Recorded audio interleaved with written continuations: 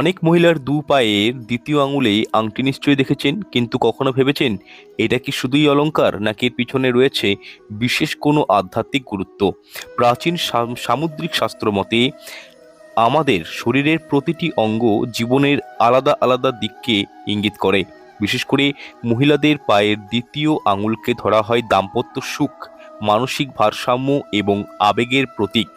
শাস্ত্রে বলা হয়েছে, যদি সেই আঙুলে রূপোর আংটি পরা হয় তাহলে চন্দ্রের শুভ প্রভাব মহিলার জীবনে বৃদ্ধি পাবে। এর ফলে দাম্পত্য জীবনে ভালোবাসা ও শান্তি বজায় থাকে। পাশাপাশি অকারণে উদ্বেগ, অতিরিক্ত চিন্তা বা মানসিক অস্থিরতাও অনেকটাই কমে আসে। এমনকি শরীরের কিছু সমস্যার প্রভাব থেকেও উপকার পাওয়া যায় বলে বিশ্বাস করা হয়। অন্যদিকে সোনা সূর্য বা রবি গ্রহের প্রতীক, আর শাস্ত্র অনুযায়ী সূর্যের প্রতীককে কখনোই পায়ের নিচে রাখা উচিত নয়। তাই পায়ের আঙুলে সোনার আংটি পরতে নিষেধ করা হয়েছে।